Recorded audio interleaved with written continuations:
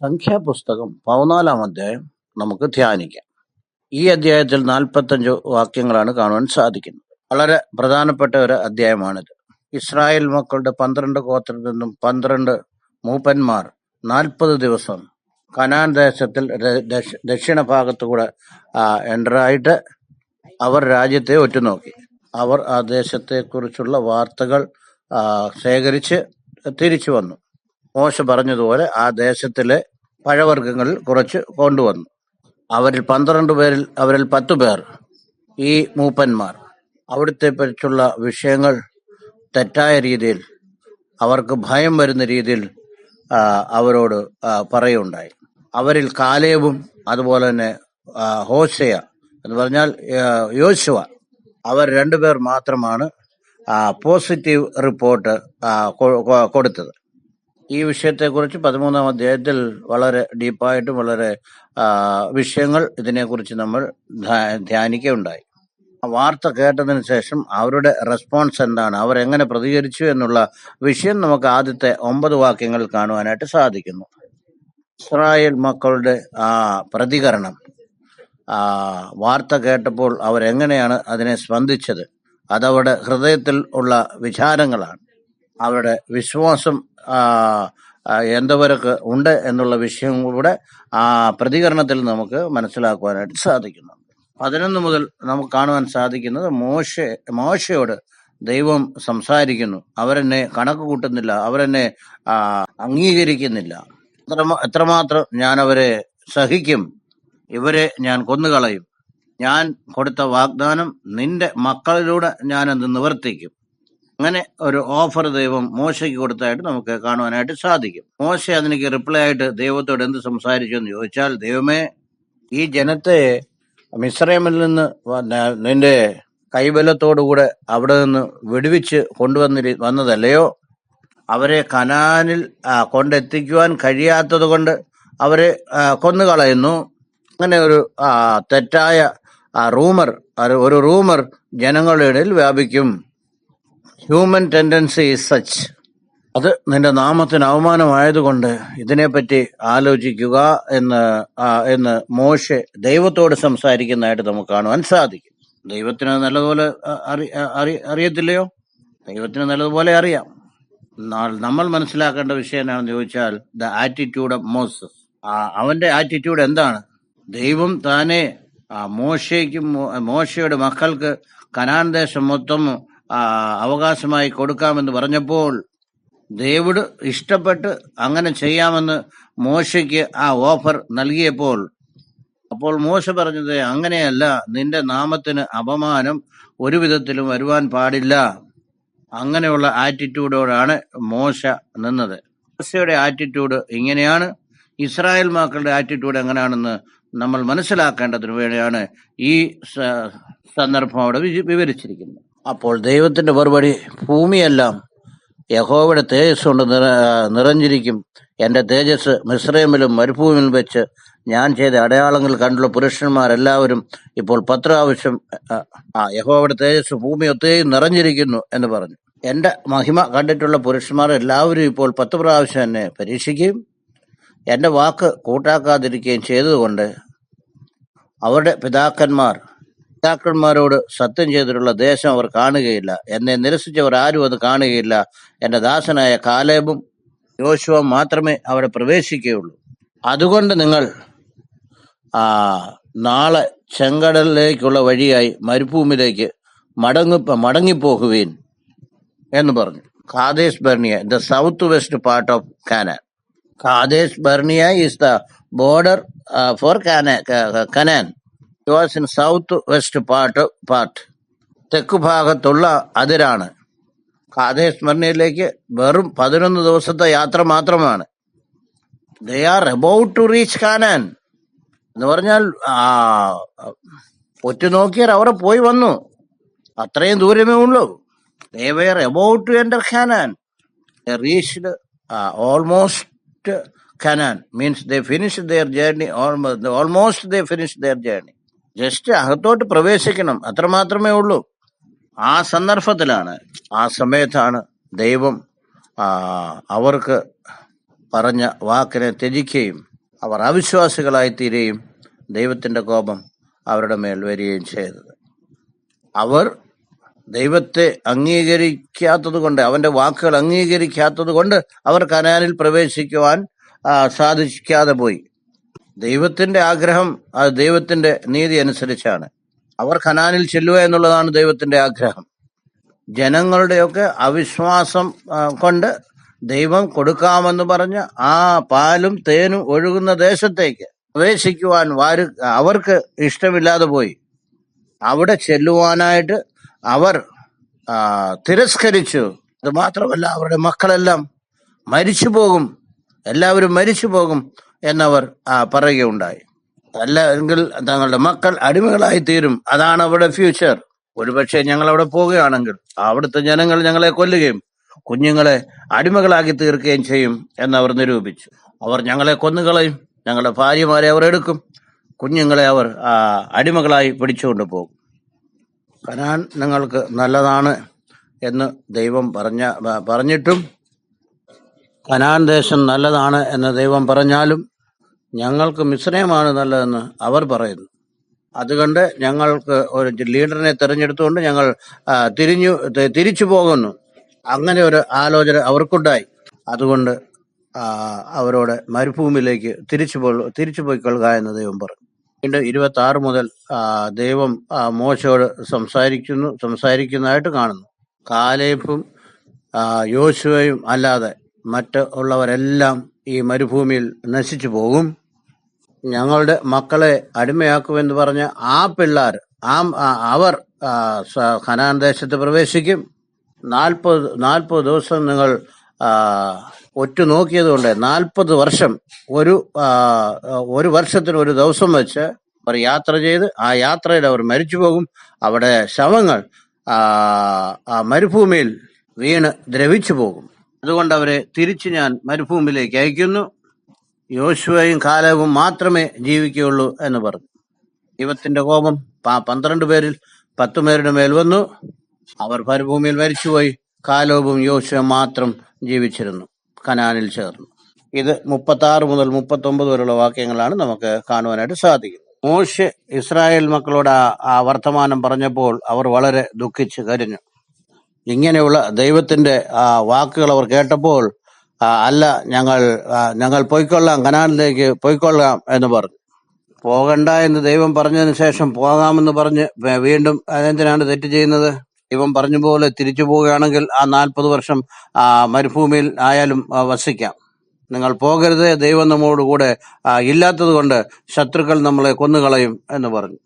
എന്നിട്ടും അവർ ധാർഷ്ട്യം പൂണ്ട് മലകളിൽ കയറി യഹോവയുടെ നിയമപ്പെട്ടവും മോശയും പാളയത്തിൽ നിന്നും പുറപ്പെട്ടില്ല താനും. അങ്ങനെ പോയവർ മരിച്ചുപോയി. ദൈവമില്ലാതെ കനാനും അവർക്ക് അനുഗ്രഹമായിരിക്കുകയില്ല. ഇത് വളരെ ശ്രദ്ധിക്കേണ്ട വിഷയമാണ്. ദൈവമില്ലാതെ വെറും പാലും തേനും പ്രവഹിക്കുന്ന ദേശമാണെങ്കിൽ പോലും അതവർക്ക് ആശീർവാദമായിരിക്കുകയില്ല.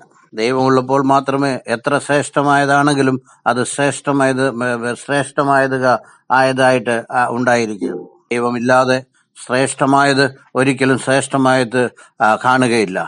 അവർ അങ്ങനെ മനസ്സിലാക്കിയില്ല. അങ്ങനെ അവർ മരിച്ചു പോകേണ്ടതായിട്ട് വന്നു. ഇസ്രായേൽ മക്കൾ എന്ത് ചെയ്യണമെന്നറിയാൻ മേലാത്ത സ്ഥിതിയിൽ ആയിരുന്നു.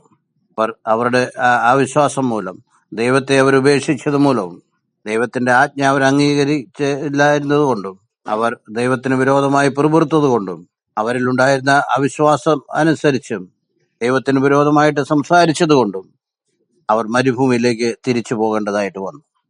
ബോർഡർ വരെ അവർ പോയിരുന്നു, അങ്ങേയറ്റം വരെ അവർ പോയിരുന്നു. എന്നാൽ കയറാതെ അവർക്കത് മിസ്സായിപ്പോയി. വീണ്ടും 14-ാം അധ്യായം 1-ാമത്തെ വാക്യം മുതൽ നമുക്ക് വായിച്ച് ധ്യാനിക്കാം. 1 മുതൽ 9 വരെയുള്ള വാക്യഭാഗങ്ങളിൽ ഒറ്റുനോക്കാൻ പോയിരുന്നവർ തിരിച്ചു വന്ന് കൊടുത്ത സമാചാരം എങ്ങനെ അവർ സ്പന്ദിച്ചു എന്നുള്ള വിഷയം നമുക്ക് മനസ്സിലാക്കാം. അപ്പോൾ സഭയൊക്കെയും ഉറക്ക നിലവിളിച്ചു. എപ്പോഴാണ് 12 പേരിൽ 10 പേർ കനാൻ ദേശത്തെക്കുറിച്ച് തെറ്റായ റിപ്പോർട്ട് അവരോട് പറഞ്ഞപ്പോൾ സഭയൊക്കെയും ഉറക്ക നിലവിളിച്ചു. മെജോറിറ്റി എന്ത് പറയുന്നു അതായിരിക്കും മിക്കവാറും എല്ലാവരും വിശ്വസിക്കുന്നു. What is truth and what is correct എന്നുള്ള കാര്യം ആരും ശ്രദ്ധിക്കുകയില്ല, നോക്കുകയില്ല.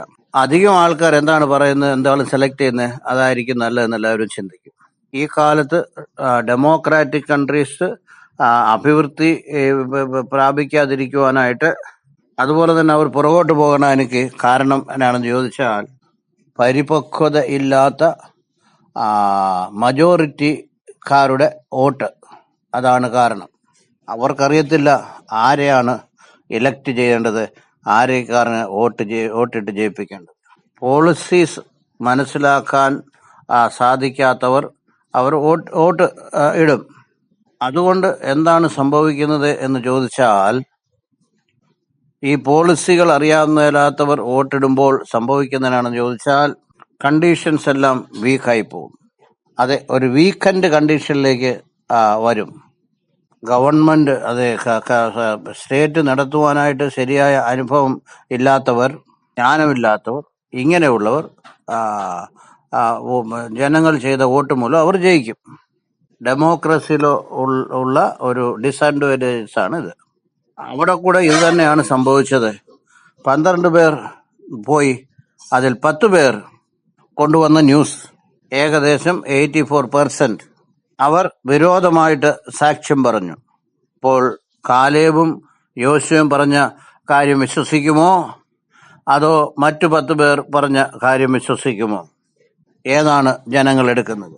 സർവ്വസാധാരണമായിട്ട് ആരാണെങ്കിലും അധികം ആൾക്കാർ ഏത് അഭിപ്രായത്തോടു കൂടെ ഉണ്ടോ അതായിരിക്കും കറക്റ്റ് എന്ന് ചിന്തിക്കുന്നത് സർവ്വസാധാരണമായ സംഗതിയാണ്. 2-4 എന്ന് ഒരാൾ പറഞ്ഞു, 2-4 അല്ല എന്ന് 99 പേർ പറഞ്ഞാൽ, 99 പേർ പറഞ്ഞ കാര്യം ശരിയാകുമോ? അതൊരിക്കലും ശരിയല്ല. അത് ആലോചിക്കേണ്ട വിഷയം തന്നെയാണ്. ജനങ്ങളെല്ലാവരും ജ്ഞാനമില്ലാത്തവരായി തീർന്നു. ജനങ്ങളെല്ലാം വിവേകമില്ലാത്തവരായി തീർന്നു. ഒരു മാസ് ഹിസ്റ്റീരിക്കൽ കണ്ടീഷനിലേക്ക് പോയി.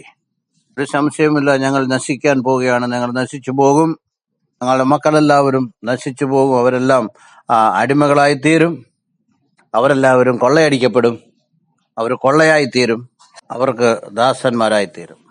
V have no hope. അവരെല്ലാവരും, ജനം ആ രാത്രി മുഴുവനും കരഞ്ഞു. എല്ലാവരും രാത്രി മൊത്തം ഇരുന്ന് കരയുവാൻ തുടങ്ങി. 10 പേര് പറഞ്ഞ ആ സമാചാരം അനുസരിച്ച് നിലവിളി, കരച്ചിൽ, ഇത് രണ്ടും ഇൻകൺവീനിയന്റ് കണ്ടീഷനാണ്. ഇത് മോശെ കേൾക്കുന്നുണ്ട്, അഹരോൻ കേൾക്കുന്നുണ്ട്, അവർക്ക് വിരോധമായിട്ടും അവർ കരയുകയും പറയുകയും ചെയ്യുന്നുണ്ട്. ദൈവവും അവരുടെ നിലവിളി കാണുന്നുണ്ട്, കേൾക്കുന്നുണ്ട്. എന്തിനാണ് ഇവർ കരയുന്നത്? എന്തിനാണ് ഇവർ നിലവിളിക്കുന്നത്? നിലവിളിക്കാനുള്ള കാരണം എന്താണ്? മോശയ്ക്കും അഹരോനും വിരോധമായി പിറുപിറുത്തു. സർവ്വസഭയൊക്കെ അവരോട്, മിസ്രയീം ദേശത്ത് വെച്ച് ഞങ്ങൾ മരിച്ചു പോയിരുന്നു എങ്കിൽ കൊള്ളായിരുന്നു, ഒന്നാമത്തെ വാദം. അല്ലെങ്കിൽ ഈ മരുഭൂമിയിൽ വെച്ച് ഞങ്ങൾ മരിച്ചു പോയിരുന്നുവെങ്കിൽ കൊള്ളായിരുന്നു. വാളാൽ വീഴേണ്ടതിന് യഹോവ ഞങ്ങളെ ആ ദേശത്തേക്ക് കൊണ്ടുപോകുന്നത് എന്തിന്? ആദ്യത്തെ 2 ചോദ്യങ്ങൾ അത് അവരെ കുറിച്ച് തന്നെയാണ് അവർ ചോദിച്ചത്. മൂന്നാമത്തെ ചോദ്യം, ദൈവമാണ് ഞങ്ങളെ കൊണ്ടുവന്നത്, എല്ലാം ദൈവമാണ് കാരണം. They doubted God's integrity and character. It is most dangerous, my friends. ഇത് വളരെ അപകടം പിടിച്ചതാണ്. കാരണം എന്നാണെന്ന് ചോദിച്ചാൽ, ദൈവത്തിന്റെ വ്യക്തിത്വത്തെ തെറ്റായ രീതിയിൽ മനസ്സിലാക്കി സംസാരിക്കുക. മറ്റൊരു വിഷയം കൂടെ പറഞ്ഞു, ഞങ്ങളുടെ ഭാര്യമാരും മക്കളും കൊള്ളയായി പോകുമല്ലോ, മിസ്രയീമിലേക്ക് മടങ്ങിപ്പോകുകയല്ലയോ ഞങ്ങൾക്ക് നല്ലത് എന്ന് പറഞ്ഞു. ഞങ്ങൾ മുന്നോട്ട് പോവുകയാണെങ്കിൽ ഞങ്ങളുടെ ഭാര്യമാരെ അവർ പിടിച്ചുകൊണ്ട് പോകും, അതുപോലെ തന്നെ ഞങ്ങളുടെ മക്കളെ അടിമകളാക്കി തീർക്കും, ഞങ്ങളെ അവർ പിടിച്ച് കൊന്നുകളയും. മിസ്രയീമിൽ ഞങ്ങൾ ഒരുമിച്ച് അടിമകളായിരുന്നുവല്ലോ. That is better than this one. ദൈവം നിനക്ക് തരാനിരിക്കുന്ന നിനക്ക് വാഗ്ദാനം ചെയ്ത ആ ശ്രേഷ്ഠമായ സ്ഥാനം, പദവി, നിനക്ക് സംശയം വന്നാൽ, ഇപ്പോൾ ആയിരിക്കുന്ന പരിസ്ഥിതിയാണ് അതിനേക്കാളും ബെറ്റർ എന്ന് നീ ചിന്തിച്ചാൽ, ദൈവം ഒരിക്കലും ആ ശ്രേഷ്ഠമായ സ്ഥിതി നിനക്ക് തരികയില്ല. ദൈവത്തിൽ നിന്ന് വലിയ വാഗ്ദത്തം പ്രാപിക്കുക എന്നുള്ളതല്ല ശ്രേഷ്ഠമായ വിഷയം. ആ വാഗ്ദത്തം വിശ്വസിച്ച് അത് പ്രാപിക്കുക എന്നുള്ളതാണ് ശ്രേഷ്ഠമായ വിഷയം. ദൈവത്തിൽ വിശ്വസിക്കുക എന്നത് അത് ശ്രേഷ്ഠമാണ്. ദൈവത്തെ സംശയിക്കുക എന്നുള്ളത് നിന്റെ ഭാഗ്യഹീനതയാണ്. നാം ഒരു തലവനെ നിശ്ചയിച്ച് മിസ്രൈമിലേക്ക് മടങ്ങിപ്പോവുക എന്നും അവർ തമ്മിൽ പറഞ്ഞു. അപ്പോൾ മോശയും അഹരോനും ഇസ്രായേൽ സഭയുടെ സംഘത്തിന്റെ മുമ്പാകെ കവിണ്ണു വീണു. ദൈവം നിയമിച്ച ആ നായകനെ ഉപേക്ഷിച്ച് തങ്ങളുടെ സ്വന്തം നായകത്വം ഏർപ്പാട് ചെയ്ത് തിരിച്ച് മിസ്രൈമിലേക്ക് പോകാൻ അവർ ആലോചിച്ചിരിക്കും. ഇത് എപ്പോഴാണ് സംഭവിച്ചെന്നറിയാമോ? ആഫ്റ്റർ 1 year, 1 വർഷത്തിന് ശേഷം.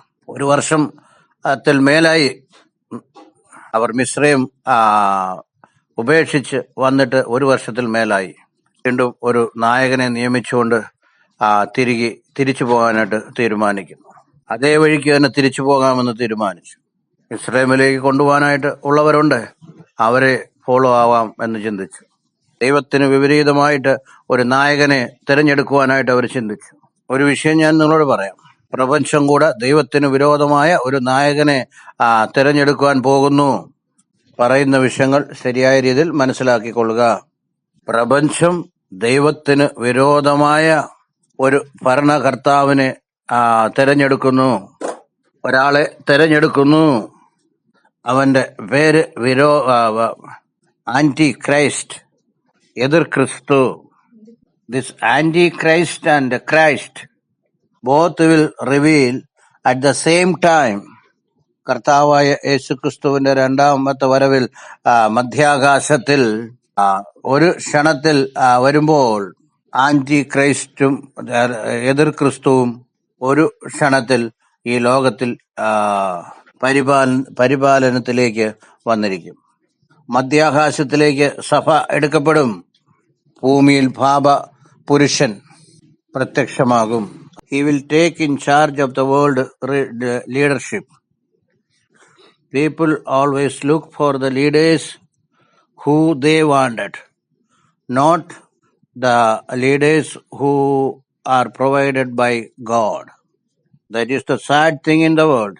ഈ ലോകത്തിൽ വിഷമകരമായ വിഷയം എന്നാണെന്ന് ചോദിച്ചാൽ, ദൈവം തന്നിരിക്കുന്ന നായകന്മാരെ ഉപേക്ഷിച്ച് തങ്ങൾക്ക് ഇഷ്ടമായ നായന്മാരെ തിരഞ്ഞെടുക്കുക എന്നുള്ളത്.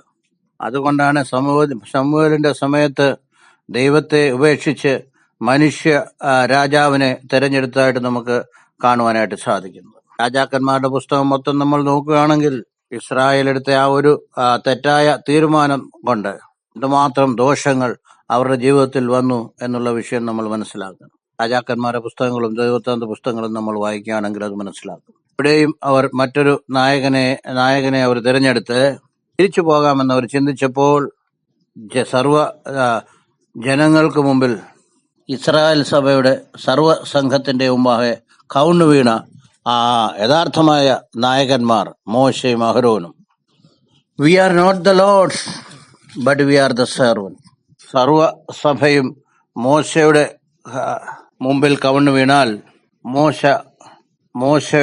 മോശ ശ്രേഷ്ഠനായ നായകനെന്ന് വിചാരിക്കാം. സർവസഭയുടെ മുമ്പാകെ ദൈവം തിരഞ്ഞെടുത്ത ആ നായകൻ കവിണ്ണു വീഴുന്നു. ജനമേ, ദൈവ നായകത്വം എങ്ങനെയുണ്ടെന്ന് അറിയാമോ? ദൈവം തിരഞ്ഞെടുത്ത നായകൻ ദാസന്മാരെ പോലെയാണ് ഉള്ളത്. കുതിരപ്പുറത്ത് യാത്ര ചെയ്യുന്നവരല്ല അവർ. ജനങ്ങൾ തങ്ങളുടെ മുകളിലൂടെ നടന്ന് നീങ്ങേണ്ടതിന് സമർപ്പിക്കപ്പെട്ടവർ. ദേശത്തെ ഒറ്റുനോക്കിയവരിൽ നൂന്റെ മകൻ യോശുവയും യെഫുന്നയുടെ മകൻ കാലേബും വസ്ത്രം കീറി ഇസ്രായേൽ മക്കളുടെ സഭയോടും പറഞ്ഞത് എന്തെന്നാൽ, ഞങ്ങൾ സഞ്ചരിച്ചൊറ്റു നോക്കിയ ദേശം എത്രയും നല്ല ദേശമാകുന്നു. അതുകൊണ്ട് ഭയപ്പെടേണ്ട. യഹോവ നമ്മിൽ പ്രസാദിക്കുന്നു എങ്കിൽ കണ്ടീഷൻ ആൻഡ് ക്ലോസ്. അവർ പറയുന്നു, ദൈവം അങ്ങനെ ചെയ്താൽ, ദൈവം നമ്മളുടെ മേൽ പ്രസാദിച്ചാൽ, ദൈവം പ്രസാദിക്കുന്നുവെങ്കിൽ, യഹോവ നമ്മളിൽ പ്രസാദിക്കുന്നുവെങ്കിൽ അവൻ നമ്മെ പാലും തേനും ഒഴുകുന്ന ആ ദേശത്ത് കൊണ്ടുചെന്ന് നമുക്കത് തരും. യഹോവയോട് നിങ്ങൾ മത്സരിക്കുക മാത്രമരുത്. ആ ദേശത്ത് കൊണ്ടുപോയി നമ്മളെ അവിടെ പാർപ്പിക്കും. ആ ദേശം നമുക്ക് തരും. അത് പാനും പേലും തേനും ഒഴുകുന്ന ദേശമാണ്. അതുകൊണ്ട് നിങ്ങൾ ദൈവത്തോട് മത്സരിക്കരുത്.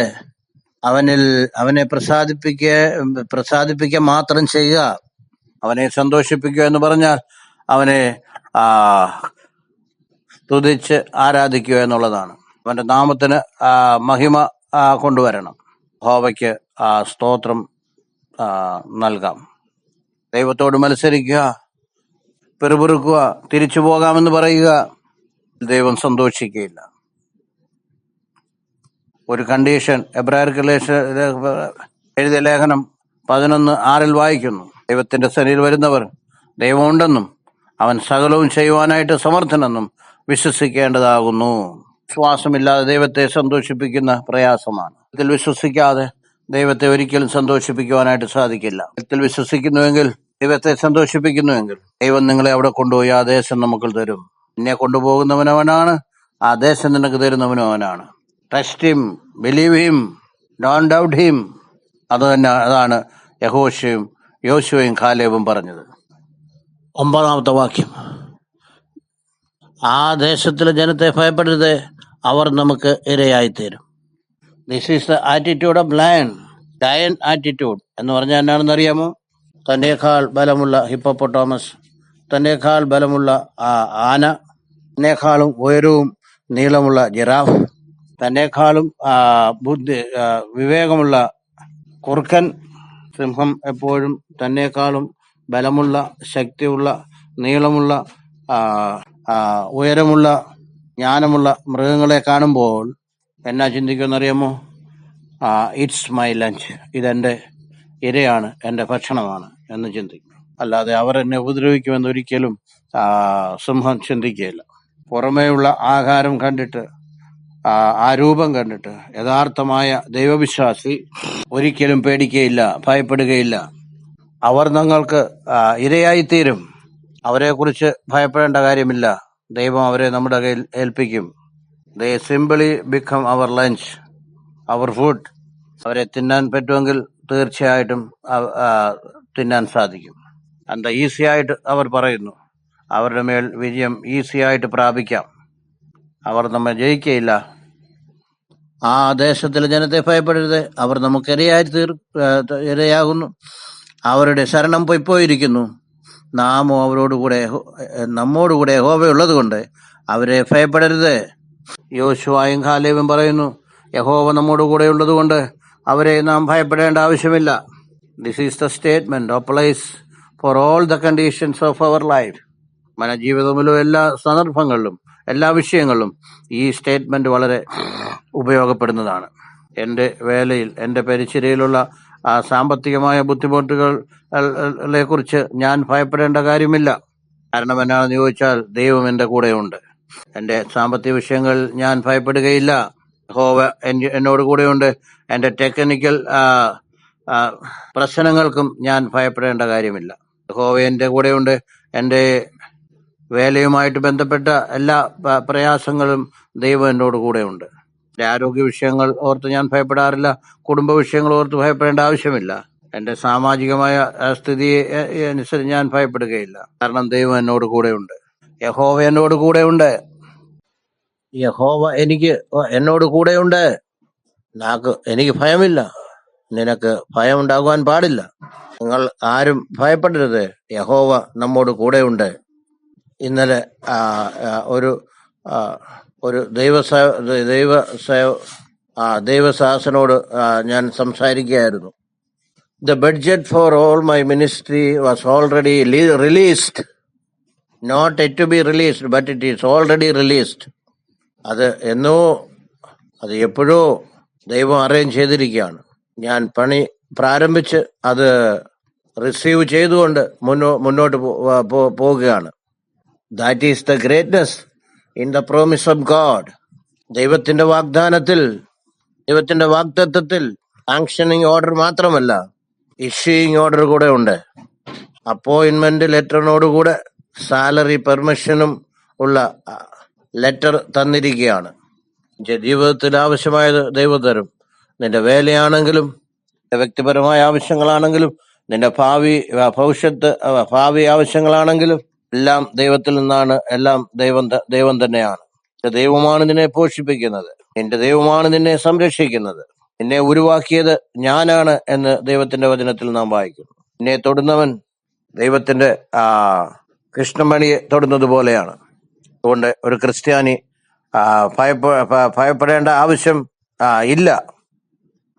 എന്നാറെ അവരെ കല്ലെറിയണമെന്ന് സഭയെല്ലാം പറഞ്ഞു. യോശുവയെയും കാലേബിനെയും സർവ്വജനവും കല്ലെറിഞ്ഞു കൊല്ലണമെന്ന് പറഞ്ഞു. ശരിയായ സമാചാരം പറയുന്ന അവന് ലഭിക്കുന്ന പ്രതിഫലം എന്നാണെന്ന് ചോദിച്ചാൽ ഹിംസയാണ്. ഈ കാലത്തെ ലോകമെമ്പാടും ക്രൈസ്തവം ഉപേക്ഷിക്കപ്പെടുന്നുണ്ട്. ക്രിസ്ത്യാനികൾ ലോകത്തോടും മല്ലിടുകയാണ്. എന്തുകൊണ്ട് ലോകം ക്രിസ്ത്യാനികളെ ഹിംസിക്കുന്നു? നിങ്ങളെ ഉപദ്രവിക്കുന്നെങ്കിലും നിങ്ങൾ സ്വർഗത്തിൽ പോകണമെന്ന് പറയുന്നത് കൊണ്ട്, ക്രിസ്തു നിങ്ങളെ സ്നേഹിക്കുന്നു എന്ന് പറയുന്നത് കൊണ്ട്, നല്ല ഭക്തിയോട് ജീവിക്കുവാൻ ഉദ്ദേശിക്കുന്നവർക്കെല്ലാം ഈ ലോകത്തിൽ കഷ്ടമുണ്ട് എന്ന് കർത്താവ് പറഞ്ഞ് ആശ്വസിപ്പിക്കുന്നുണ്ട്. വാക്യം ഒരു നാളും മറന്നുപോകാൻ പാടില്ല. അപ്പോൾ യഹോവയുടെ തേജസ് സമാഗമന കൂടാരത്തിൽ എല്ലാ ഇസ്രായേൽ മക്കളും കാണുക പ്രത്യക്ഷമായി. എല്ലാവരും കണ്ടു. ഇസ്രായേൽ മക്കൾക്ക് എല്ലാവർക്കും ദൈവത്തിന്റെ തേജസ് പ്രത്യക്ഷമായി. എല്ലാവരും കണ്ടു. അവർക്ക് മനസ്സിലായി ദൈവം അവരുടെ മധ്യത്തിലേക്ക് ഇറങ്ങി വന്നു എന്നുള്ള വിഷയം. ദൈവജനമേ, ദൈവം അവരുടെ വാക്കുകൾ കേൾക്കുന്നുണ്ട്, സംസാരം കേൾക്കുന്നുണ്ട്, ദൈവം റിയാക്ട് ചെയ്യുന്നുണ്ട്. ഇന്നും ആ ദൈവം ഉണ്ടെന്നുള്ള വിഷയം നമ്മൾ എന്തുകൊണ്ടാണ് മറന്നു പോകുന്നത്, ഓർമ്മിക്കാതിരിക്കുന്നത്? The same God comes into our situations and react against our enemies. നമ്മുടെ ശത്രുക്കളുടെ മേൽ അല്ലെങ്കിൽ നമ്മുടെ ശത്രുക്കളോട് അവൻ പ്രതികരിക്കും എന്നുള്ള വിഷയം എന്തുകൊണ്ട് നമ്മൾ മറന്നു പോകുന്നു? 11-ാം വാക്യം. യഹോവ മോശയോട്, ഈ ജനം എത്രത്തോളം എന്നെ നിരസിക്കും, ഞാൻ അവരുടെ മധ്യേ ചെയ്തിട്ടുള്ള അടയാളങ്ങളൊക്കെയും കണ്ടിട്ടും അവർ എത്രത്തോളം എന്നെ വിശ്വസിക്കാതിരിക്കും? എത്രത്തോളം എന്നെ നിരസിക്കും? ഒന്നാമത്തെ ക്വസ്റ്റ്യൻ. എന്റെ പ്രവൃത്തി കണ്ടിട്ടും എത്രത്തോളം അവർ വിശ്വസിക്കാതിരിക്കും? അത് രണ്ടാമത്തെ ചോദ്യം. ഞാൻ അവരെ മഹാമാരിയാൽ ദണ്ഡിപ്പിച്ച് സംഹരിച്ചു കളയും, നിന്നെ അവരെക്കാൾ വലിപ്പവും ബലമുള്ള ജാതിയാക്കും ചെയ്യും എന്ന് അരുളിച്ചെയ്തു. ഇവർ കണ്ടിട്ടും വിശ്വസിക്കാത്ത ജനങ്ങൾ. തോമസിനോട് കർത്താവ് പറഞ്ഞു, കാണാതെ വിശ്വസിക്കുന്നവർ ഭാഗ്യവാന്മാർ. ഇവർ കണ്ടിട്ടും വിശ്വസിക്കുന്നില്ല. കണ്ട് വിശ്വസിക്കുന്നവർ ഉണ്ടെങ്കിൽ ഇവർ കണ്ടിട്ടും വിശ്വസിക്കാത്തവരാണ്. എത്രയോ അത്ഭുതങ്ങൾ അവർ കണ്ടു. ആ വിശ്വസ്തനായ ദൈവം പാറയിൽ നിന്ന് ജലം ദൈവം കൊടുത്തു. ദൈവം അവർക്ക് ആവശ്യത്തിന് ഭക്ഷിക്കുവാൻ ഭക്ഷണം കൊടുത്തു. ചെങ്കടൽ അതിനെ രണ്ടായിട്ട് പിളർന്നു, അവരെ അതിൽ കൂടെ വഴി നടത്തി. ശത്രുക്കളെ അവിടെ നിന്ന് ഓടിച്ചു കളഞ്ഞു. ഇത്രമാത്രം അത്ഭുത കാര്യങ്ങൾ നടത്തിയ ആ ദൈവത്തെ കണ്ടിട്ടും കാണാതിരിക്കുന്ന, വിശ്വസിക്കാതിരിക്കുന്ന അവസ്ഥ. അങ്ങനെ വിശ്വസിക്കുന്നില്ല എങ്കിൽ നിന്റെ മച്യൂരിറ്റി എന്താണ്? What you have understood about your God? നീ ദൈവത്തെ കുറിച്ച് നീ എന്താണ് മനസ്സിലാക്കിയത്? ദൈവത്തിൽ ആശ്രയിച്ച് ദൈവത്തിനു വേണ്ടി കാത്തിരിക്കാൻ പറ്റത്തില്ലയോ? ദൈവത്തിന്റെ മറുപടിക്ക് വേണ്ടി നമ്മൾ അവനായി കാത്തിരുന്നുകൂടെയോ? ദൈവനെയൊക്കെ പ്ലാൻ അറിയേണ്ടതിന് അവന് വേണ്ടി കാത്തിരുന്നുകൂടെ? ഇന്ന് നമ്മൾ ചിന്തിക്കേണ്ടത് ഇസ്രായേലിനെ കുറിച്ചല്ല, നിന്നെ പറ്റി നീയും എന്നെ പറ്റി ഞാനും ആലോചിക്കേണ്ടതാണ്. 30 വർഷം എന്നെ നടത്തിയവൻ, എൻ്റെ വേല മുന്നോട്ട് നടത്തിയവൻ ജീവിതാന്തം നടത്തത്തില്ലയോ? എനിക്ക് ഇന്റർനാഷണൽ സപ്പോർട്ട് മിനിസ്ട്രിക്ക് വേണോ? വേണ്ട. എൻ്റെ വേലയ്ക്ക് കൊട്ടക്കണക്കിന് പണം ആവശ്യമാണോ? അല്ല. ഞാൻ ചെയ്യുന്ന വേല ഇന്നലെ വരെ നടത്തിയ ദൈവം നാളെയും ദൈവം നടത്തും. എൻ്റെ മരണം വരെയും ദൈവം നടത്തും. എൻ്റെ വേലയല്ല, ദൈവത്തിന്റെ പണിയാണ്. ദൈവത്തോട് ചേർന്ന് പ്രവർത്തിക്കുന്നതാണ്. ദൈവത്തെ ശരിക്കും മനസ്സിലാക്കാതെ ദൈവ സംബന്ധിയായിട്ട് ജീവിക്കുന്നത് അസാധ്യമാണ്. ദൈവം മോശയോട് പറയുന്നു, നിന്നെ അവരെക്കാൾ വലിപ്പവും ബലമുള്ള ജാതിയാക്കുകയും ചെയ്യും എന്ന് അരുളിച്ചെയ്യുന്നു. മോശ അതിന് മറുപടിയായിട്ട് ദൈവത്തോട് പറയുന്നത് എന്നാണെന്ന് ചോദിച്ചാൽ 13-ാം വാക്യം. മോശയോട് പറഞ്ഞത്, എന്നാൽ മിസ്രൈമ്യർ അത് കേൾക്കും. മിസ്രൈമ്യർ തീർച്ചയായിട്ടും കേൾക്കും. കേട്ടിട്ട് റൂമർ സൃഷ്ടിക്കും, ഒരപവാദം സൃഷ്ടിക്കും. നീ ഈ ജനത്തെ അവരുടെ ഇടയിൽ നിന്നും നിന്റെ ശക്തിയാൽ കൊണ്ടുപോകുന്നുവല്ലോ, അവർ അത് ഈ ദേശവാസികളോട് പറയും, യഹോവയായ നീ ഈ ജനത്തിന്റെ മധ്യേ ഉണ്ടെന്നും അവർ കേട്ടിരിക്കുന്നു. യഹോവയായ നിന്നെ ഇവർ കണ്ണാലെ കാണുകയും നിന്റെ മേഘം ഇവർക്ക് മീതെ നിൽക്കുകയും പകൽ അസ്ഥിസ്തംഭവും രാത്രി മേഘസ്തംഭത്തിലും നീ ഇവർക്ക് മുമ്പായി നടക്കുകയും ചെയ്യുന്നുവല്ലോ.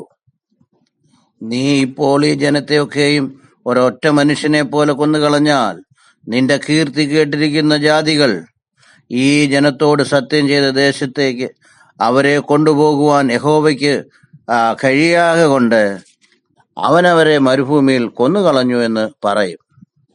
യഹോവ ദീർഘക്ഷമയും മഹാദയമുള്ളവൻ, അകൃത്യവും ലംഘനവും ക്ഷമിക്കുന്നവൻ, കുറ്റക്കാരനെ വെറുതെ വിടാതെ പിതാക്കന്മാരുടെ അകത്തും മൂന്നാമത്തെയും നാലാമത്തെയും തലമുറയോളം മക്കളുടെ മേൽ സന്ദർശിക്കുന്നവൻ എന്നിങ്ങനെ നീ അരുളി ചെയ്തതുപോലെ കർത്താവെ, ഇപ്പോൾ നിന്റെ ശക്തി വലുതായിരിക്കണമേ. നിന്റെ മഹാദയക്ക് തക്കവണ്ണം മിസ്രയീം മുതൽ ഇവിടെ വരെയും ഈ ജനത്തെ ക്ഷമിച്ചതുപോലെ ഈ ജനത്തിന്റെ അകൃത്യം ക്ഷമിക്കണമേ. നിന്റെ നാമം ദുഷിക്കപ്പെടും ദൈവമേ, ക്ഷമിക്കുക. അവർ കേട്ടതിന് വിപരീതമായി നിന്നെ കുറിച്ച് ഒരു റൂമർ ഉണ്ടാക്കും. Be careful about the rumour against you. You have to think about everything. എല്ലാ വിഷയത്തെ പറ്റി നീ ചിന്തിക്കണം. ദൈവം അപ്പോൾ നിന്നു. ഈജിപ്ത്യർ അല്ലെങ്കിൽ മിസ്രൈമ്യർ നിന്നെ കുറിച്ച് ഇത്ര വലിയ കാര്യങ്ങൾ ഇതുവരെയും കേൾക്കുകയും ഇപ്പോൾ അവരെ നീ കനാനിൽ കൊണ്ടുപോകുവാനായിട്ട് സാധിക്കാത്തത് കൊണ്ട് അവരെ നശിപ്പിച്ചു എന്ന് അവർ പറയുകയും ചെയ്യും. നിന്റെ മഹിമയ്ക്ക് മഹത്വത്തിന് അവമാനമാണ്. ദൈവനാമത്തിന്റെ മഹത്വത്തിന് അതൊരു തടസ്സമായി നിൽക്കും. അതുകൊണ്ട് അവരോട് ക്ഷമിക്കണമേ. നിനക്ക് കോപം വന്നു എന്നുള്ളത് കറക്റ്റാണ്, എങ്കിലും നീ അവരോട് ക്ഷമിക്കുക. ദൈവം ഒരു തീരുമാനത്തിലേക്ക് വന്നു. I want to kill them just now. ഒരടിയാൽ ഒരു മനുഷ്യനെ കൊന്നതുപോലെ എല്ലാവരെയും ഒരേ സമയത്ത് കൊല്ലുവാനായിട്ട് താല്പര്യപ്പെട്ടു. നിന്റെ കുടുംബത്തിൽ നിന്ന് വീണ്ടും മറ്റൊരു ജനതയെ ഞാൻ ഉയർത്തും, ഒരു തലമുറയെ ഞാൻ ഉയർത്തും. ദൈവത്തിന്റെ ആഗ്രഹത്തിൽ നീതിയുണ്ട്, അതുപോലെ തന്നെ മീനിങ് ഉണ്ട്, അർത്ഥമുണ്ട്. അവരുടെ അവിശ്വാസം അനുസരിച്ച് അവരെ കൊല്ലുവാനായിട്ടുള്ള അധികാരം ദൈവത്തിനുണ്ട്.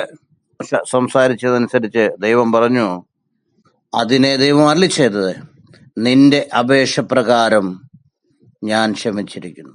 ആരുടെ അപേക്ഷയാണ്? മോശയുടെ അപേക്ഷ പ്രകാരം. നിന്റെ അപേക്ഷ പ്രകാരം ഞാൻ ക്ഷമിച്ചിരിക്കുന്നു. എങ്കിലും എന്നാണ്? ഭൂമിയെല്ലാം യഹോവയുടെ തേജസ്സ് കൊണ്ട് നിറഞ്ഞിരിക്കും. Great prophecy. യേശുക്രിസ്തുവിന്റെ മഹത്വം ഭൂമിയിൽ എല്ലായിടവും ദൈവത്തിന്റെ മഹിമയാൽ, യേശുക്രിസ്തുവിന്റെ മഹിമയാൽ നിറയുന്ന സമയം വരാൻ പോകുന്നു. 1000 ആണ്ട് വാഴ്ചയിൽ ഈ പ്രവചനം നിറവേറും. ദൈവം സ്വന്തമായിട്ട് പറഞ്ഞ പ്രവചനമാണിത്. എന്നാണ്? ഭൂമിയെല്ലാം യഹോവയുടെ തേജസ് കൊണ്ട് നിറഞ്ഞിരിക്കും. 1000 years ഇസ്രായേൽ മക്കളുടെ മധ്യത്തിൽ തന്നെ ആ മഹത്വം കാണാൻ പോകുകയാണ്. ഭൂമി മൊത്തം ఆయన മഹത്വത്താൽ നിറയപ്പെടുവാൻ പോകുകയാണ്. മരണം ഇല്ലാതാവുവാൻ പോകുകയാണ്. ജീവൻ എല്ലായിടത്തും ജീവനാൽ നിറയപ്പെടുവാൻ പോകുകയാണ്. ആ 1000 ആണ്ട് വാഴ്ചയിൽ വൻ കാര്യങ്ങൾ ദൈവം ചെയ്യുവാനായിട്ട് ആഗ്രഹിക്കുന്നു. ദൈവത്തിന്റെ ജനമേ, ജനങ്ങളുടെ ദോഷം ക്ഷമിക്കുക എന്ന് മോശ പറഞ്ഞ വാക്കനുസരിച്ച് അതുകൊണ്ട് ഞാൻ ക്ഷമിക്കുന്നു എന്ന് പറഞ്ഞ് എത്രമാത്രം അതിന് ബഹുമാനം കൊടുക്കുന്നു എന്ന് നമ്മൾ മനസ്സിലാക്കണം. God honors his servant's word. ദൈവം തന്റെ തന്റെ ദാസന്റെ വാക്കുകൾക്ക് വില കൊടുക്കുന്നു. ദൈവദാസന് എത്രമാത്രം മോറൽ സപ്പോർട്ട് വരുന്നു എന്നുള്ള കാര്യം നമ്മൾ മനസ്സിലാക്കണം. അതിനെപ്പറ്റി ഒന്ന് നമ്മൾ ആലോചിക്കുന്നത് നല്ലതാണ്. എത്രമാത്രം മെന്റൽ ബലം, മോറൽ ബലം നമുക്ക് ഉണ്ടാകും. ദൈവം ഞാൻ പറഞ്ഞതുപോലെ ചെയ്യുവാനായിട്ട് ദൈവം ഇഷ്ടപ്പെടുന്നു. ഇത് വലിയ കൃപയാണ്. എന്റെ തേജസ്സും മിസ്രയീമിലും മരുഭൂമിയിൽ വെച്ച് ഞാൻ ചെയ്ത അടയാളങ്ങൾ കണ്ടിട്ടുള്ള പുരുഷന്മാർ എല്ലാവരും ഇപ്പോൾ 10 പ്രാവശ്യം എന്നെ പരീക്ഷിക്കുകയും എന്റെ വാക്ക് കേൾക്കാതിരിക്കുകയും ചെയ്തതുകൊണ്ട് അവരുടെ പിതാക്കന്മാരോട് ഞാൻ സത്യം ചെയ്തിട്ടുള്ള ദേശം അവർ കാണുകയില്ല. എന്നെ നിരസിച്ചവർ ആരും അത് കാണുകയില്ല. എന്റെ ദാസനായ കാലേബോ അവന് വേറൊരു സ്വഭാവമുള്ളത് കൊണ്ടും എന്നെ പൂർണ്ണമായി അനുസരിച്ചതുകൊണ്ടും അവൻ പോയിരുന്ന ദേശത്ത് ഞാൻ അവരെ എത്തിക്കും. അവന്റെ സന്തതി അത് കൈവശമാക്കും. എന്നാൽ അമാലേക്കരും കനാന്യരും താഴ്വരയിൽ പാർക്കുന്നത് കൊണ്ട് നിങ്ങൾ നാളെ ചെങ്കടൽ വഴിയായി മരുഭൂമിയിലേക്ക് മടങ്ങിപ്പോകുവീൻ. കാലേബിന് വേറൊരു സ്വഭാവം ഉള്ളതുകൊണ്ടും പൂർണ്ണമായി അനുസരിച്ചതുകൊണ്ടും അവൻ പോയിരുന്ന ദേശത്തേക്ക് അവനെ എത്തിക്കും എന്ന് പറഞ്ഞു. 13-ാം അധ്യായത്തിൽ കാലേബാണെന്ന് ഭയപ്പെടേണ്ട ആവശ്യമില്ല, നമുക്ക് പോകാം, ദൈവം അവരെ നമ്മുടെ കയ്യിൽ ഏൽപ്പിക്കുമെന്ന് പറഞ്ഞത്. അതുകൊണ്ട് അവനും അവന്റെ കുടുംബമെല്ലാം കനാൻ ദേശത്ത് പ്രവേശിച്ച് അവൻ അഭിവൃദ്ധി പ്രാപിക്കും എന്ന് ദൈവം അവരോട് പറഞ്ഞു. തിരസ്കരിച്ചവരോട് തിരിച്ച് മരുഭൂമിയിലേക്ക് പോകാൻ പറഞ്ഞു. അവര് തെരഞ്ഞെടുത്ത പര്യവസാനമാണ് അത്. അവര് ആഗ്രഹിച്ച വഴിയിലേക്ക് അവരെ ദൈവം നടത്തി. അവർ തിരിച്ചു പോകാനായിട്ട് അവർ ആഗ്രഹിച്ചു. ദൈവം ചെയ്യാനിരിക്കുന്ന കാര്യം വേണ്ട എന്ന് വിചാരിച്ചു. ദൈവം ചെയ്യാനിരിക്കുന്ന അത്ഭുതം വേണ്ട എന്ന് ചിന്തിച്ചു. ദൈവം ആവശ്യമില്ല എന്ന് പറയുന്നവർക്ക് ദൈവം നിർബന്ധിച്ച് ഒന്നും തന്നെ കൊടുക്കുകയില്ല. ദൈവം വേണമെന്ന് പറയുന്നവർ അവർക്ക് ദൈവം ഒന്നും കൊടുക്കാതെ ഇരിക്കുകയില്ല. എല്ലാം ദൈവം അവർക്ക് കൊടുക്കും. It's in your hand. Choice is in your hand. It is your choice. അലേപ്പിനെ പോലെ വേറെ സ്വഭാവമുള്ളവനായി പൂർണ്ണ ഹൃദയത്തോട് മനസ്സോട് ദൈവം ആവശ്യമാണെന്ന് പറയുമോ? ഇസ്രായേൽ മക്കളെ പോലെ ദൈവം വേണ്ട എന്ന് പറയുമോ? അത് നീയാണ് അതിനെപ്പറ്റി ചിന്തിക്കേണ്ടത്. യഹോവന്റെയും മോശയോട് അഹരോനും അരുളിച്ചെയ്തത്, ഈ ദുഷ്ടസഭ എത്രത്തോളം എനിക്ക് വിരോധമായി പിറുപിറുക്കും. ഇസ്രായേൽ മക്കൾ എനിക്ക് വിരോധമായി പിറുപിറുക്കുന്നത് ഞാൻ കേട്ടിരിക്കുന്നു. അവർ ഹൃദയത്തിൽ എന്താണ് ചിന്തിക്കുന്നത് അത് ദൈവത്തിന്റെ ചെവിയിൽ കേട്ടിരിക്കുന്നു എന്നാണ് പറഞ്ഞിരിക്കുന്നത്. വിഷയം എല്ലാ വ്യക്തികളും അറിഞ്ഞിരിക്കേണ്ടതാണ്. ഹൃദയത്തിൽ ചിന്തിക്കുന്ന കാര്യങ്ങൾ ദൈവത്തിന് കേൾക്കുവാൻ സാധിക്കും എന്നുള്ള വിഷയം നമ്മൾ മനസ്സിലാക്കണം. അതുകൊണ്ട് നിന്റെ ഹൃദയത്തെയും ഹൃദയ ആലോചനകളെയും നീ കൺട്രോൾ ചെയ്യേണ്ടതാണ്. ദൈവത്തെക്കുറിച്ച് നീ എന്താ ആലോചിക്കുന്നു അതും ദൈവസന്നിധിയിൽ ചേരുന്നുണ്ട്. ദൈവത്തിന് അതറിയാമെന്നുള്ളതുപോലെ ദൈവത്തിന് സമർപ്പിക്കണം. ദൈവപ്രവൃത്തിക്ക് ദൈവഹിതത്തിന് വിരോധം നമ്മൾ ഹൃദയത്തിൽ ചിന്തിക്കുവാനായിട്ടും പറയുവാനായിട്ടും പാടില്ല. ഞാൻ കേൾക്കാൻ നിങ്ങൾ പറഞ്ഞതുപോലെ തന്നെ എന്നാണ് ഞാൻ നിങ്ങളോട് ചെയ്യുമെന്ന് യഹോവ അരുളിച്ചെയ്യുന്നു. ഈ മരുഭൂമിയിൽ നിങ്ങളുടെ ശവം വീഴും. യെഫുന്നെയുടെ മകൻ കാലേബും നൂന്റെ മകനായ യോശുവയും ഒഴികെ 20 വയസ്സ് മേലോട്ട് എണ്ണപ്പെട്ടവരായി എന്റെ നേരെ പിറുപിറുത്തവരായ നിങ്ങളുടെ എണ്ണത്തിൽ ആരും ഞാൻ നിങ്ങളെ പാർപ്പിക്കുമെന്ന് സത്യം ചെയ്തുള്ള ദേശത്ത് കടക്കയില്ല. എന്നാൽ കൊള്ളയായി പോകുമെന്ന് നിങ്ങൾ പറഞ്ഞിട്ടുള്ള നിങ്ങളുടെ കുഞ്ഞുങ്ങളെ ഞാൻ അതിൽ കടക്കുമാറാക്കും. നിങ്ങൾ നിരസിക്കുന്ന ദേശം അവർ അറിയും. നിങ്ങൾ നിരസിച്ചിരുന്ന ദേശം അവർ അറിയും. നിങ്ങളോ നിങ്ങളുടെ ശവം ഈ മരുഭൂമിയിൽ വീഴും. നിങ്ങളുടെ ശവം മരുഭൂമിയിൽ ഒടുങ്ങും വരെ നിങ്ങളുടെ മക്കൾ മരുഭൂമിയിൽ 40 സംവത്സരം ഇടയരായി സഞ്ചരിച്ച് നിങ്ങളുടെ പാതിവൃത്യ ഭംഗം വഹിക്കും. ദേശം ഒറ്റുനോക്കിയ 40 ദിവസത്തിന്റെ എണ്ണത്തിനൊത്തവണ്ണം ഒരു ദിവസത്തിന് ഒരു സംവത്സരം വീതം 40 സംവത്സരം നിങ്ങൾ നിങ്ങളുടെ അകൃത്യങ്ങൾ വഹിച്ച് എന്റെ അകൽച്ച അറിയും. നിങ്ങൾ എന്നെ ഉപേക്ഷിച്ച വിഷയം നിങ്ങൾ മനസ്സിലാക്കും. എന്റെ അകൽച്ച നിങ്ങൾ അറിയും. Will see a different life from tomorrow. ഇതുവരെയും നിങ്ങൾ കൃപ അനുഭവിച്ചാണ് വന്നത്. നാളെ മുതൽ ഞാനില്ലാത്ത ജീവിതം എങ്ങനെയായിരിക്കുമെന്ന് നിങ്ങൾ മനസ്സിലാക്കും. വൈവാഹിക ജീവിതത്തെ പറ്റി സംസാരിക്കുന്നു. ഭർത്ത ഉപേക്ഷിച്ച ഭാര്യയുടെ ജീവിതം എങ്ങനെ ആയിരിക്കും, അതിനെക്കുറിച്ചാണ് ഇവിടെ സംസാരിക്കുന്നത്. എങ്ങനെ ജീവിക്കും എന്നുള്ള വിഷയം, ഡിഫറൻസ് നിങ്ങൾ തീർച്ചയായിട്ടും അറിയും. എനിക്ക് വിരോധമായി കൂട്ടം കൂടിയ ഈ ദുഷ്ടസഭയോട് ഞാൻ ഇങ്ങനെ ചെയ്യും. ഈ മരുഭൂമിയിൽ അവർ ഒടുങ്ങും, അവർ മരിക്കും എന്ന് യഹോവയായ ഞാൻ കൽപ്പിക്കുന്നു. നിങ്ങളുടെ ശവങ്ങൾ ഈ മരുഭൂമിയിൽ വീഴും. യാത്രയിൽ നിങ്ങൾ മരിച്ചുപോകും. ഈ മരുഭൂമിയിൽ തന്നെ നിങ്ങൾ മരിച്ചു പോകും. ദൈവം പറഞ്ഞതുപോലെ തന്നെ എല്ലാം സംഭവിച്ചു. അവർ മരുഭൂമിയിലേക്ക് തിരിച്ചുപോയി 40 സംവത്സരം അവർ അവിടെ ഇവിടെയും കറങ്ങി നടന്നു. 38 years 8 months അവർ ഈ സംവത്സരം മൊത്തം തിരിച്ചു പോയപ്പോൾ അവരുടെ ശവങ്ങൾ മരുഭൂമിയിൽ വീണു. പുസ്തകത്തിൽ അതിന്റെ അവസാനത്തിൽ മറ്റൊരു ജനസംഖ്യ മോശ എടുത്തായിട്ട് നമുക്ക് കാണുന്നു. ന്യൂ ജനറേഷന്റെ എടുത്ത സെൻസസ് ആണ്. രണ്ടാമത്തെ പ്രാവശ്യം സെൻസസ്, രണ്ടാമത്തെ പ്രാവശ്യം പുതിയ തലമുറയുടെ കണക്ക് എടുത്തപ്പോൾ ആദ്യത്തെ സെൻസസിൽ എത്രമാത്രം ജനങ്ങളുണ്ടായിരുന്നു? അവരോളം തന്നെ മരുഭൂ യാത്രയിൽ ജനങ്ങൾ വീണ്ടും ഉണ്ടായി. ഭൂമിയിൽ അവർ സഞ്ചരിച്ചപ്പോൾ അവർക്കുണ്ടായ മക്കളുടെ സംഖ്യ 40 വർഷം ജനിച്ച കുഞ്ഞുങ്ങൾ, ഒരു യങ് ജനറേഷൻ മരുഭൂമിയിൽ തന്നെ ഏർപ്പാടായി. ദൈവം അസാധ്യമായ പ്രശ്നങ്ങളുടെ മധ്യേ ദൈവം പ്രശ്നങ്ങളെല്ലാം പരിഷ്കരിച്ച് ജീവിതം മുന്നോട്ട് സാധ്യമായി തീർന്നു. ദേശം ഒറ്റുനോക്കുവാൻ മോശ അയച്ചവർ മടങ്ങിവന്ന് ദേശത്തെക്കുറിച്ച് ദുർവർത്തമാനം പറഞ്ഞ് സഭ മുഴുവനും അവന് വിരോധമായി പ്രവർത്തിപ്പാൻ സംഗതി വരുത്തിയവരും ദേശത്തെക്കുറിച്ച് ദുർവർത്തമാനം പറഞ്ഞവരുമായ പുരുഷന്മാർ യഹോവയുടെ മുമ്പാകെ ഒരു ബാധ കൊണ്ട് മരിച്ചു. എന്നാൽ ദേശം ഒറ്റുനോക്കുവാൻ പോയ പുരുഷന്മാരിൽ നൂന്റെ മകൻ യോശുവയും യെഫുന്നെയുടെ പുത്രൻ കാലേബും മരിച്ചില്ല. പോസിറ്റീവ് റിപ്പോർട്ട് കൊണ്ടുവന്നവർ മരിച്ചില്ല. നെഗറ്റീവ് വർത്തമാനം കൊണ്ടുവന്ന 10 പേരും ബാധ മൂലം മരിച്ചു. ദൈവത്തിൽ നിന്ന് വന്ന ബാധ മൂലം അവർ മരിച്ചതുകൊണ്ട് ജനങ്ങൾ അത് കണ്ട് ഏറ്റവും ഭയപ്പെട്ടതായിട്ട് നമുക്ക് കാണാൻ സാധിക്കും.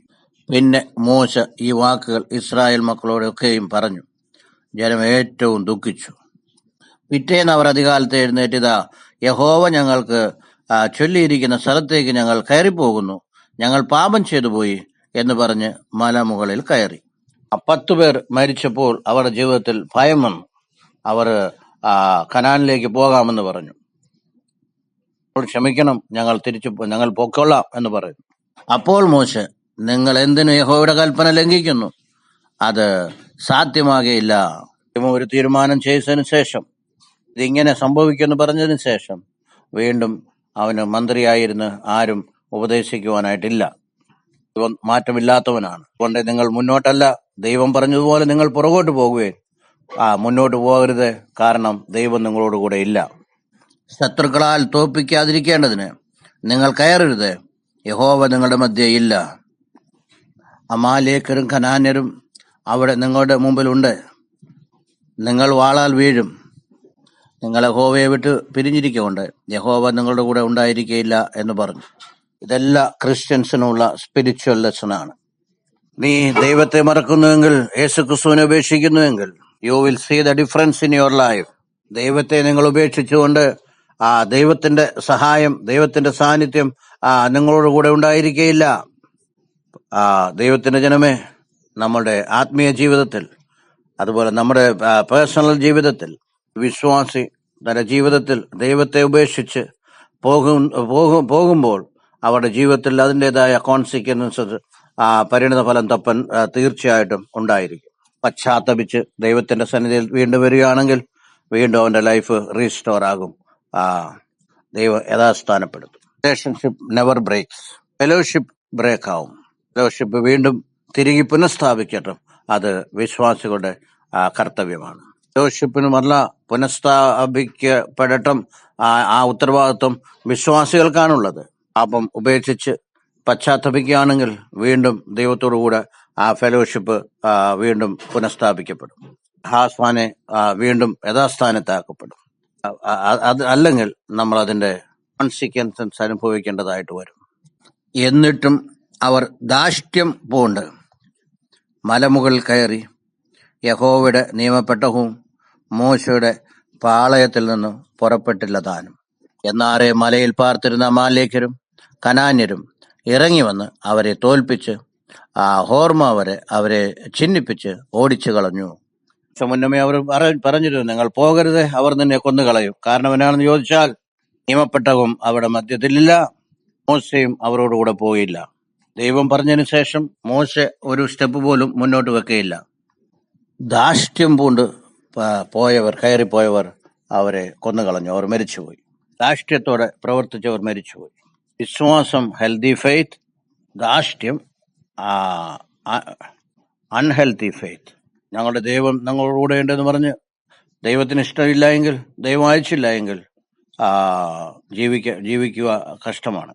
ദൈവത്തിന്റെ ഇഷ്ടം എന്താണ്, ദൈവത്തിന്റെ ഹിതമെന്നാണ് എന്ന് മനസ്സിലാക്കി അതനുസരിച്ച് മുന്നോട്ട് പോകുക. അല്ലാതെ ഞങ്ങൾ ക്രൈസ്തവരാണ് എന്ന് പറഞ്ഞ് ക്രിസ്ത്യാനികളാന്ന് പറഞ്ഞ് നമ്മുടെ ഇഷ്ടപ്രകാരം മുന്നോട്ട് പോകാൻ സാധിക്കില്ല. ദൈവത്തിന്റെ വാക്കുകൾ നമ്മൾ കേൾക്കണം. ഇപ്പം നമ്മുടെ ഹൃദയാലോചനകൾ സഫലം ചെയ്യും. ഇപ്പം ഞങ്ങളുടെ ദൈവമാണ്, ഞങ്ങൾ എന്ത് പറഞ്ഞാലും കേൾക്കുമെന്ന് പറഞ്ഞിട്ട് കാര്യമില്ല. അതിനോടും അവിവേകവും ധാർഷ്ട്യവും മൂർഖത്തനവും മറ്റൊന്നുമില്ല.